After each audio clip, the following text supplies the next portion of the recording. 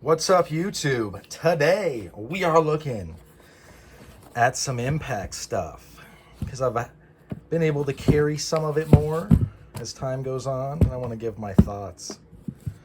First and foremost, the Mugsy, the short, thick piece, which I very much do like. It's a cable jack.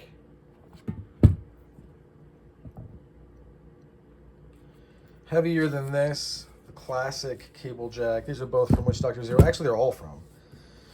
And then this is his classic looped, I don't know if this would be called a hand strap, but basket weave classic sap. I carried this today after carrying this and then this for a bit.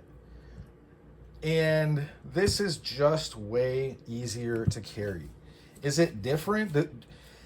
Here's the way I look at it. And granted, I mean, these maybe are not the answers you're looking for simply because I'm going to say it depends. But let's say I'm out making the rounds at, I'm out at who knows where. But I'm out making the rounds. I'm like a security guard, or I'm on my own property and I'm checking my gear, checking out my equipment. I'm a farmer or something. I'm probably gonna have this in my pocket. Gives me a lot of reach, pretty nimble. Let's say I'm out for a drink in a bad part of town. This would be a good choice.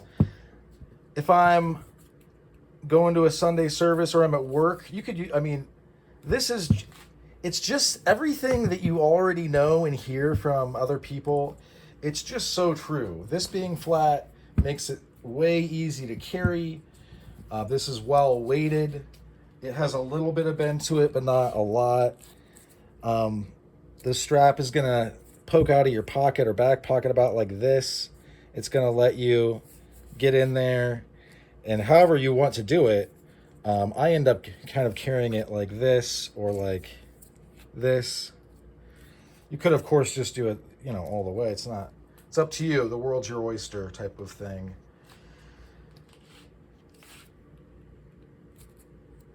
Obviously, you're going to have to check your state and local laws to see if these are even legal at all for you to carry. We're all different. Our life experiences are different. We live in different places, and the laws are different. I'm not really concerned if these are legal where you live. I actually don't care at all. That's, you got to deal with that, not me.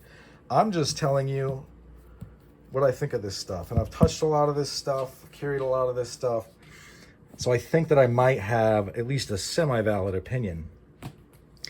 So I've been enjoying all this stuff, though. I really, really have. I've been carrying this too, very light.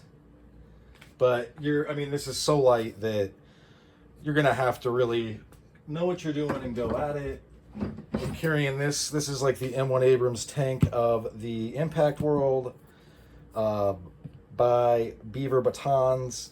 It's a 6-inch lead slug up here and then aluminum baton. His anodization is baller. Some of the best I have ever encountered. So I don't know if he's doing it himself or he's having somebody else. I don't really care. I haven't really been carrying this at all. I think it looks neat, and I kind of leave it out around my place, so I feel like it's unassuming. All of these things that are on the channel, they have their place. You just have to know what's going to suit you and what you're doing, where you're at, and then also how to use it, because you're not going to want to unalive people just because they try to take whatever, like your money or something. Although, granted, if they pull a knife on you, then you're in some territory that's scary, but or a gun. But what I'm saying is that these allow you to carry and protect yourself, defend yourself in situations where you're not going to want to use a firearm. And I get that they're like the gun crowd is like, why not just carry a gun? And granted, I think these people don't touch grass. I think most of these people are rich, and either that or they just don't ever go to areas where things are sketchy and they want to have a drink, or they want to, you can't, it is what it is, right?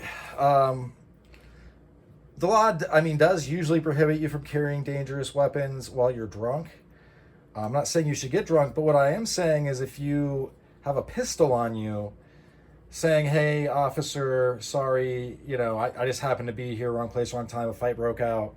I had a couple of drinks, but I'm not drunk. I had nothing to do with it.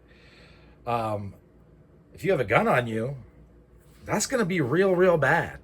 Like, whoa, right? Like they're going to be like, you have a gun in a bar and you've been drinking. Okay, so let's see if you're drunk, because if you're drunk and you have this gun in here, you're in big trouble. I also don't understand why people tote the whole, like, you should just shoot everybody.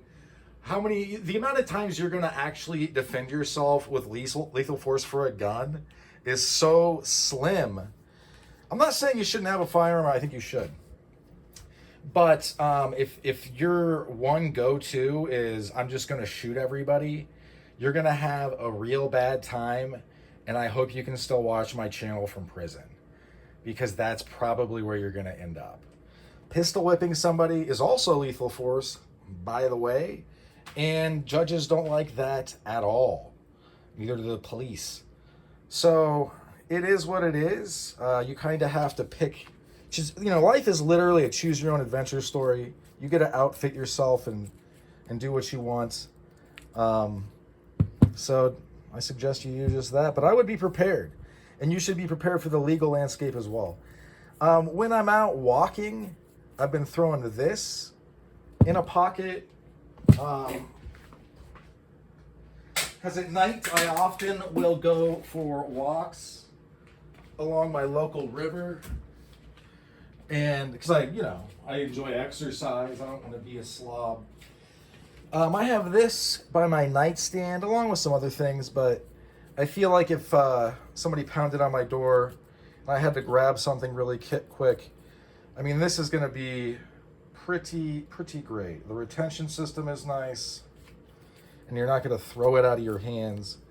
Oh, by the way, me and a buddy took turns holding this, just like this, and trying to pull it out of each other's hands. I would say around 200. He weighs around like 250. And we're both fairly strong. We could not get this out of each other's hands. Just couldn't do it. That makes me think that, I just don't think people are going to be able to grab this stuff from you. I realize there's some people out there giving classes, taking a lot of money, and encouraging you to reach over and play, like finger F things in people's hands. I don't know if that's going to really have the payoff that you want. And I wish you the best of luck, because I feel like anybody that tries that with me, I'm going to do my best to break their hand with it, whatever. You know what I mean? Anyway, so these are just my thoughts. Which one of these I think is best depends on the situation. Obviously, I collect these. I give them away as gifts as well. These are going to stick around. I like these too much, and they have a lot of utility. So yeah, do with this information what you will. That's about all she wrote for this one. Thanks for sticking with me to the end. Hope you folks have a good rest of your day. And if you have to defend yourself with these, be very careful. Peace.